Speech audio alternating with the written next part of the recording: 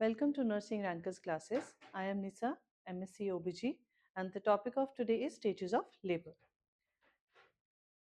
So, first, I'll tell you, there are 4 types of stages: first stage of labor, second stage of labor, third stage of labor, and fourth stage of labor. Now, we'll see the different stages of labor one by one. Now, starting with first stage of labor. So, it starts from onset of true labor pains till when? Till the first cervical dilatation. मतलब ये start होता है जब true labour pains शुरू होती हैं और खत्म कब होता है? जब जो हमारा सर्विक्स है वो फुली डायलेट हो चुका होता है। और फुली डायलेटेशन का मतलब है 10 सेंटीमीटर्स डायलेटेशन होनी चाहिए उसकी। अब इसमें 2 फेजेस होते हैं, latent phase and active phase. Latent phase जो है वो हमारा स्लो फेज होता है। इसमें सर्विक्स जो है वो धीरे धीरे डायलेट करता है।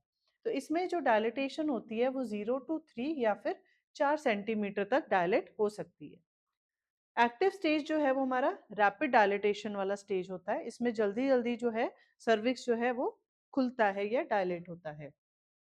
अब इसमें जो डायलिटेशन रहती है वो 4 से 10 सेंटीमीटर तक रहती है। सो ये क्वेश्चन जो है कॉम्पिटिटिव पॉइंट ऑफ व्यू से बहुत इंपॉर्टेंट है। अब इसके फीचर्स क्या क्या होते हैं? जो फर्स्ट स्टेज ऑफ लेबर है इसमें जो यूट्राइन कॉन्ट्रैक्शंस होती हैं वो रेगुलर होती हैं।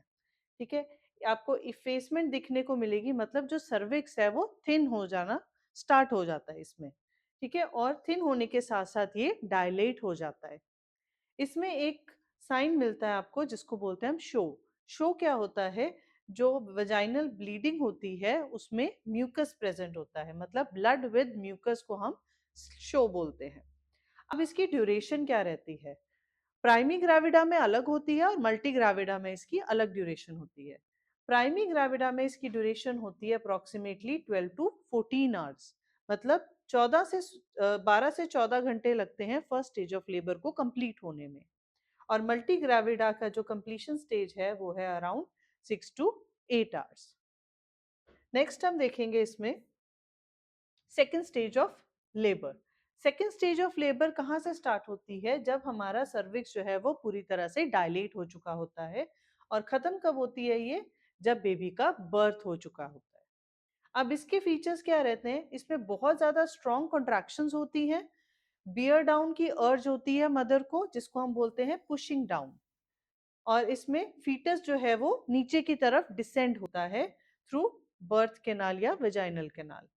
अब इसमें ड्यूरेशन कितनी रहती है? प्राइमी ग्रेविडा में ये 1 से 2 घंटे का स्टेज होता है और मल्टी ग्रेविडा में ये जल्दी स्टेज कंप्लीट होता है 30 मिनट से लेकर 1 आवर के स्टेज में। नेक्स्ट इसमें आता है थर्ड स्टेज ऑफ लेबर। ये कब स्टार्ट होता है? जब बेबी का बर्थ हो चुका होता है तब ये स्टार्ट होने लग जाता है। और ये खत्म कब होता है? जब प्लेसेंटा और उसके मेम्ब्रेन्स जो है वो बाहर निकल आते हैं, एक्सपेल आउट हो जाते हैं। फीचर्स इसके क्या रहेंगे? इसमें यूट्रस जो है वो कंट्रैक्शन स्टेज में रहेगा और जो प्लेसेंटा है वो यूट्रस से सेपरेट होके बाहर आ जाता है। इसमें साइंस ऑफ प्लेसेंटल सेपरेशन हमें कैसे पता लगता है कि प्लेसेंटा जो है वो यूट्रस से सेपरेट हो गया है? कैसे पता लगेगा? एक सडन गश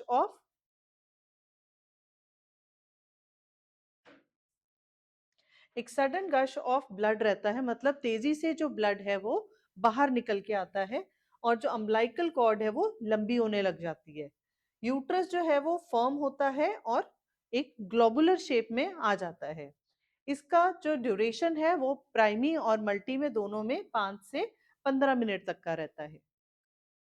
नेक्स्ट हमारा आता है fourth stage of labour. Fourth stage of labour कब स्टार्ट होता है? जब हमारा प्लेसेंटा और उसकी मेम्ब्रेन्स जो है वो बाहर निकल आती है, एक्सपेल आउट हो जाती है। और खत्म कब होता है? पोस्टमार्टम के 1 या फर्स्ट फर्स्ट और 2 आवर्स तक ये खत्म होता है। अब इस स्टेज की इंपॉर्टेंस क्या है? इसमें हमें मदर को मॉनिटर करना होता है, स्पेशली फॉर ब्लीडिंग। ठीक है, ब्लीडिंग अगर बहुत ज्यादा होती है तो उसको हमने देखना है, क्योंकि उसमें मदर को पोस्टमार्टम हेमरेज होने के चांसेस होते हैं।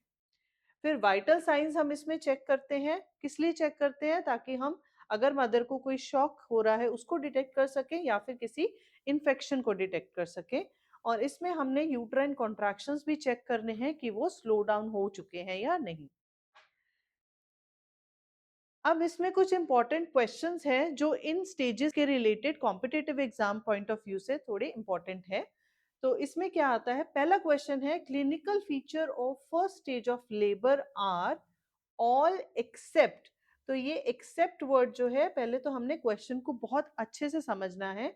ये बोल रहा है कि clinical feature of first stage of labour सारे हैं एक्सेप्ट। अब इसमें इफेसमेंट ऑफ सर्विक्स जैसे हमने पढ़ा वो होता है। सो ये मतलब इसमें फर्स्ट स्टेज में है। कॉन्ट्रैक्शंस भी होती हैं उसमें 3 to 5 मिनट्स के लिए, ये भी फर्स्ट स्टेज का पार्ट है। Minimal descent of presenting part, so minimal descent जो है वो हम एक्टिव स्टेज में देखते हैं, तो ये भी इसका पार्ट है। लेकिन एक्सेप्ट इसमें क्या आ रहा है, सडन गश ऑफ वजाइनल ब्लीडिंग, ये फर्स्ट स्टेज का पार्ट नहीं है, ये थर्ड स्टेज का पार्ट है। तो आपका आंसर हुआ डी। नेक्स्ट क्वेश्चन हम देखते हैं इसमें, which of the following term is used to describe progressive thinning and shortening of cervix that occurs just before and during labor?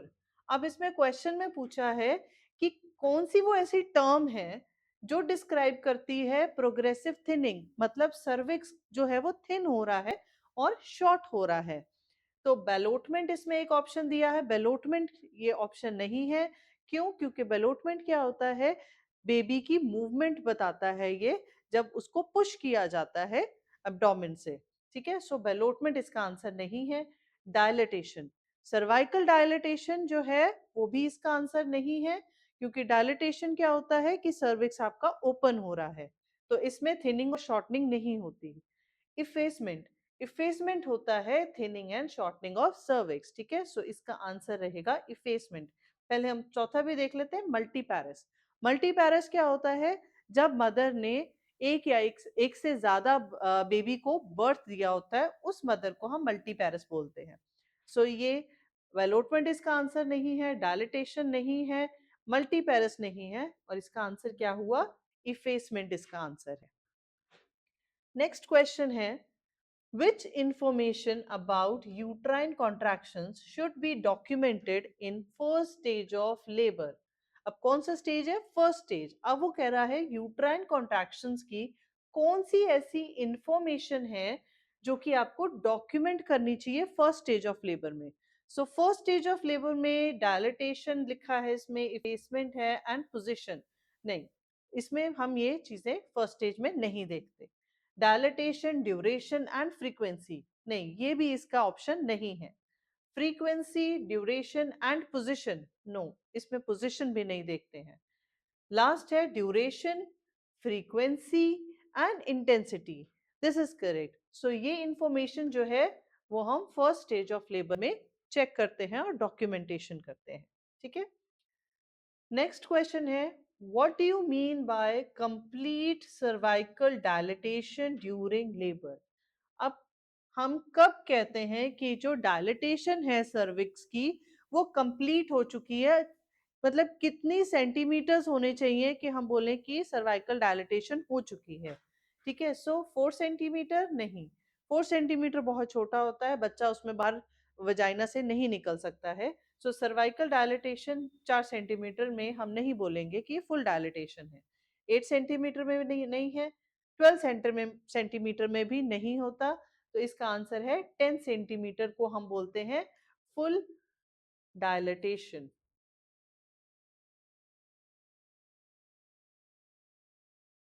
ठीक है, नेक्स्ट क्वेश्चन इसमें आता है, what is the average duration of second stage of labour? Second stage of labour की duration कितनी रहती है? सो इसकी ड्यूरेशन हमने पढ़ा था, इसकी होती है 1 to 2 आवर्स। ठीक है, ये किस में होती है, प्राइमी ग्रेविडा में। ओके, और अगर इससे हमने पढ़ा था कि मल्टी ग्रेविडा में कितनी होती है, 30 मिनट से लेकर 1 आवर तक ये होती है मल्टी में। ओके, नेक्स्ट क्वेश्चन आता है, the placenta should be delivered, placenta should be delivered with in how many minutes after the delivery of baby? मतलब जब बेबी की डिलीवरी हो जाती है तो कितने टाइम ड्यूरेशन में हमने प्लेसेंटा जो है वो बाहर डिलीवर होता है। सो इसका आंसर मैंने पहले बताया था, इसका आंसर रहता है 5 to 15 मिनट्स। सो इसमें ये रेंज कहाँ आ रही है? फर्स्ट ऑप्शन में, जो कि हमारा 15 मिनट्स का ऑप्शन है। ठीक है, दिस वाज, ये हमारे आज का टॉपिक था। क्वेश्चंस हमने देखे कि कौन से competitive exam point of view से क्या क्या क्वेश्चंस आ सकते हैं। Thank you.